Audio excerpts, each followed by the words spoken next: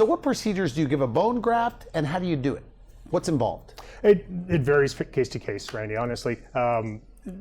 Sometimes if we're removing a tooth, the majority of time that I remove a tooth and the patient wants a tooth to go back in there, I'm putting an implant in the same day, the majority of the time. Okay. I don't graft the ridge, wait for it to grow, and then come back and hope that the bone's good and place an implant. That bone is in a perfect condition to heal and to grow the day that that tooth's removed. So we'll place the implant at the same time. We will graft in that area, and then we just cover it up. Is Now, it bone building material you're putting in there? It is human bone, which Okay. some people kind of freak out about, but it's important to understand that there has never been a case of disease transmission from human bone that is harvested like this. We buy it through controlled sources. It goes through a very extensive cleaning process. There are other options available. There's bovine bone.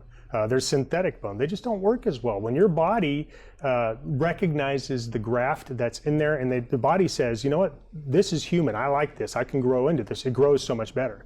And we can, the things that we're doing now that we couldn't do 10 years ago with bone grafting is really kind of exciting, because a perfect example, when we had people say, well, my dentist told me 10 years ago I didn't have enough bone to put implants in. I rarely see someone that's truly the case. Okay. Because we have the ability to be able to grow bone. If we need to, we can grow bone. Does it hurt? Does a bone graft hurt?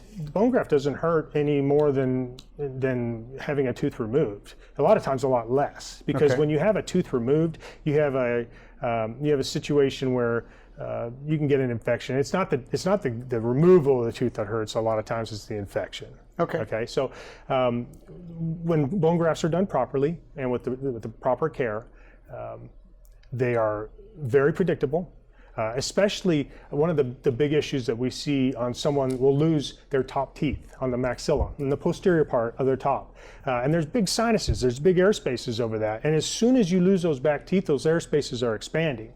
And they'll come in 3 or 4 years later and the tooth hasn't been gone that long, but there's no longer bone up there. Sometimes it's paper thin.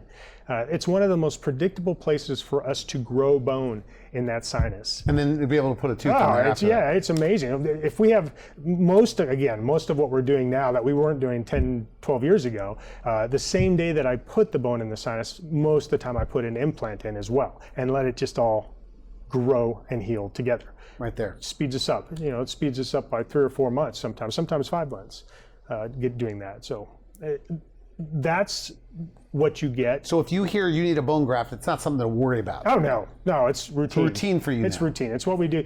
We do it on every case, every denture case, every fixed case, every case where these people that are coming in, every single one of those cases that I showed you earlier, they all have bone grafts. Most of them don't even know it.